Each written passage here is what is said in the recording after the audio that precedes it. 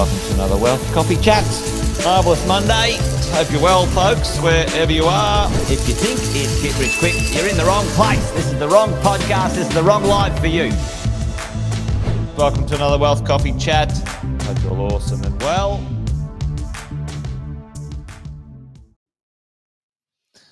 Good morning, everyone. There we go. A little bit off the pace this morning, but let's see if we can get it on track. Hope you're well, folks. Let's get this puppy on the road. Morning, Wealth Coffee Chats again on a Monday. Marvellous Monday. Hope you're well wherever you are, folks. Good to see you online. We've got a few of the early birds up and at it already. Chris is there. How are you, Chris? Good to see you, mate. Got the coffee going on. Good to see. There we go. Kevin's in the house, and it's his birthday. Kevin's birthday. Here we go. Happy birthday! Anyway, there you go. Good on you, Kevin. Good to see you, mate. Thanks for joining. Great to have you here. Whoever's behind the Facebook veil, there you go. Hey, as everything warms up, do some quick intros, and then we'll get into it, as we always do, folks. But you guys know the drill. This is Wealth Coffee Chats. We're talking about property investing. We do this each weekday, or thereabouts, mostly, at about 8:10. Try and sort some fact from fear. And the media is winding up a little bit at the moment, which is always good, because when it does, it gives me something to talk about on these morning get-togethers. And there we go. Jeff's in the house as well. Going on a bit of a holiday, Jeff. Good to see, mate. There we go. Alex is there too. Hello. If you are new, though, make sure you pop a little hello in the chat like the regulars are doing. Be great to hear from you. And if you didn't already know, Jason Whitton is my name. There you go. Done the intros. Let's get into it today. Hey, what's going on? Some interesting headlines out there in the world of media and newspapers and bits and pieces. As you do, you keep an eye on a few things, and a couple of the interesting headlines that I've been having a bit of a giggle at. Property investors flee the market. Land sales boom in Sydney. Crash in Melbourne. And the other one is that apartments or unit. I needed to grab that one. Units. Units are now the choice of ownership or choice of purchase of a property. And let's dig deeper into that today, folks. Let's have a little look at what's going on, or thoughts or opinions or understandings of these things. What is happening here? Why is the media jumping on a little something and trying to make a headline out of nothing? Bit of a shout out to my compadre, Timmy Boyle. He provides a lot of these bits and pieces, bit of data. He hoovers it up all over the internet. And I grab a few of his things. So a bit of a shout out to Tim. Thank you, my friend. All right, well, let's dive in. What's going on? Why is the media saying such things? And what do we think we should do about it as property investors? How do we act or react or interpret this information? We look at what's going on. We go, all right, well, is there any fact? Is there any data? Is there any information for us as property investors that we should be aware of? And the answer is yes. All right. I'm going to do a question here. So the number of investor sales, folks, the number of investor sales has gone up ever so slightly, a certain percentage, 18% or something like that, down up from record lows, by the way. However, what happens? So tell me, investors flee the market. Now, I want you sitting at home, wherever you are, I want you to work with me and say, all right, what happens when investors sell? And by and large, let's say they're selling things that, selling properties that not working for them as an investment. Okay, the cash flow might be a bit low. The pressure might be there. Maybe the growth hasn't happened for them. Maybe their personal lives. You're already onto it, Alex. And this is the part where, this is the flip side of what's going on and happening, folks. Who's buying those properties? So by and large, who's purchasing those properties? Yep. Leases and rents go up, right? You're dead right, Jeff. You're dead right, Alex, right? So it's actually a sad day. It's actually not a great time, not great at all for the rental market when property investors sell. Now, I would what's my nickname for people who buy properties in the good time and sell them when it's a little bit tough? Anyone know what my nickname is for those individuals? I wouldn't call them property investors. Sometimes people might get offended by it, but someone who only buys if things are going to go up forever and never have a pause or a bit of a downtime, they're not investors at all. They're not. Alex is on it. Yeah, that good work, Chris. They're good time Charlies. Oh, I'm only going to add tin pot turkeys. I think the tin pot turkeys are the damn politicians, mate. They're Muppets or tin pot turkeys, for sure, Jeff. Now, listen, I say this to be a little provocative and offensive because property investing is not easy. And if you get into it thinking that it's only ever and up, and you got your head firmly stuck where the sun does, folks. That's not real. That's not real life. That is completely not what's going on. Who don't understand property, certainly is a create. You need to stick at it. There you go. Anyway, if you're selling because you have to and you're snookered, fine.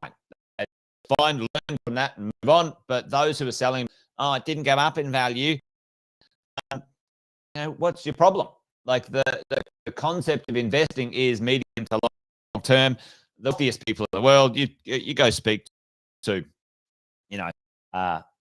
anyone who understands long term. It's about the ownership over a long time and creating cash flow to support the acquisition of those assets. But anyway, I'm getting off track as I normally do. The good time Charlies are leaving. Some of them are good riddance as far as I'm concerned, because what they do is they sell properties for less than they're worth, and then they really disrupt marketplaces if they get out all at once. But that's not happening right now, by and large, unlike in the GFC. So what's going on, folks? Well, this is what's happening. This is what's going to happen for this. This is what's going on, right? Rentals, being sold, a small increase from last year, a few percent. But what's happening, ladies and gents, is that the number of properties available for renters, right? Because, by and large, renters might not be able to afford the properties, are leaving the market. So here's my call, and that's why we saw just recently, the vacancy rate again be at record lows around the country, because the existing properties on the market for rent are dwindling because landlords are being a bit squeezed by high interest rates and not the right psychology nor the right financial organization. They're not organized financially enough to sustain, some small adjustments in the marketplace for a couple of years. So they're selling. That now is being purchased by owner-occupiers who've got no other choices. They've been sort of sitting there for 12 months, 18 months, maybe even longer, waiting for properties to come on the market. A little bit more choice now. They're being snapped up. Voila, that's happening. It's happening, folks. That's going to push rents up. Less rentals, rents go up. End of story. Alex and Jeff are on that all over it. All right, what else is going on then? Land lot sales. Land sales boom in Sydney and crash in Melbourne. Interesting times. Why are things crashing in Melbourne. Well, they're not crashing in Melbourne. That's rubbish. However, what did Victoria do? You know, the hits just keep on rolling for the the state of Victoria. One day they'll get some politicians, not tin pot turkeys, Jeff, not tin pot turkeys, absolute muppets down there. What did they do, folks? What has really affected the psychology of investors and property owners in Melbourne, folks? Do you guys know what happened end of last year? I don't know if you remember. It feels like a long time ago, doesn't it? 2023 feels like forever ago. Chris is on it. You're all over it, Chris. You're all over it. They changed land tax rules. Now, when you do the calculation, folks, it's not a lot of money. It's not. You know, in the scheme of things, it's hundreds of dollars, maybe $1,000, right? Right. But what happened? The psychology of those who react in fear, and don't do the calculation. I've got a very good rationalization process that I use. You know, according to who? So what? Now what? Right? So land tax went up. According to who? Okay, that's facts. I'll go find it out. Okay, so what? So what is, let's quantify it. It went up $900. Is that going to end the world? Let's just check in on my facts on Melbourne. You know, major city, big population, recovering from the worst COVID lockdowns in the world. You know, attractive city, immigration, jobs, blah, blah, blah. I'm pretty good. Yep.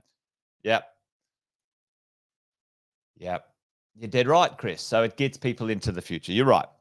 What do we do as property investors to manage some of our land tax stuff? Well, you guys know the drill. Land tax is around and we diversify, right? So you check in. So what? How much is it? What's it going to look like? Would that mean I shouldn't invest there? Yes or no? Maybe. Who knows the answer? You work the answer out and you go for it. What does it do, though? What does it do? Well, here's what it does. Tell me what the opposite side, just like the number of rentals,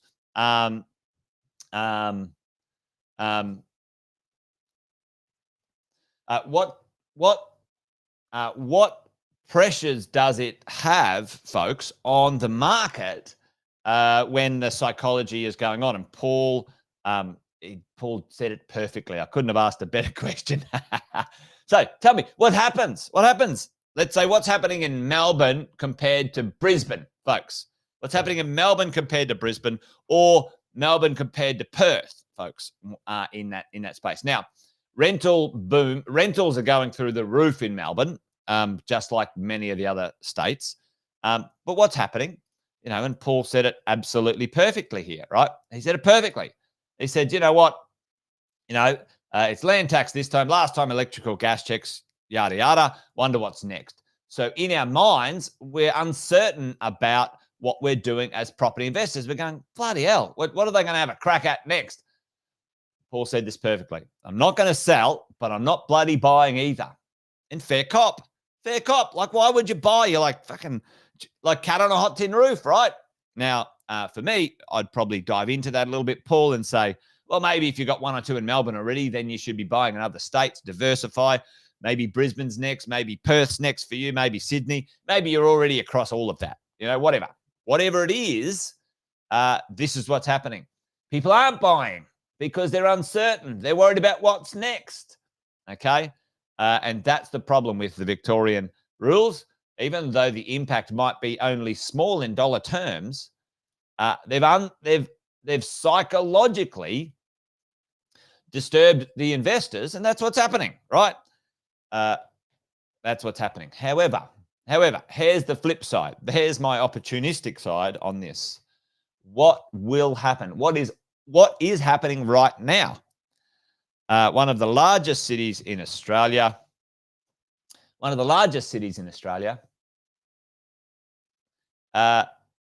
is now one of the cheapest to buy a new house built in that state, in that city.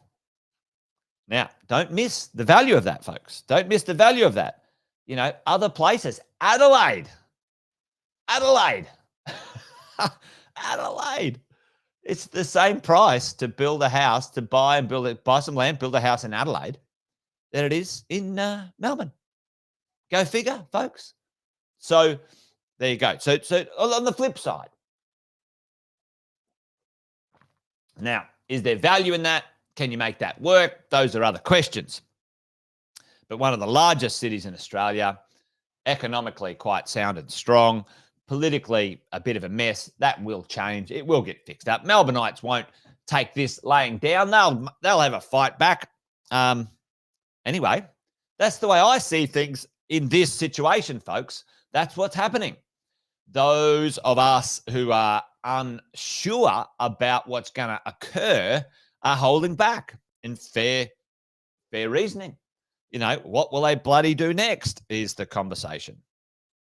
And the challenge is that, folks, you know, the dwelling commencements, the future is going to make it worse. Like all of this stuff that we've been talking about, you know, there's a downward trajectory on this stuff. The commencements in Australia of developments are down pretty significantly.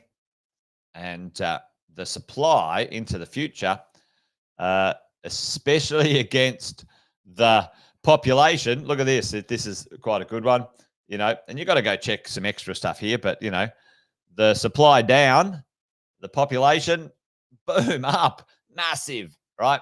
And a lot of those, we talked about this the other day, didn't we, folks? We talked about the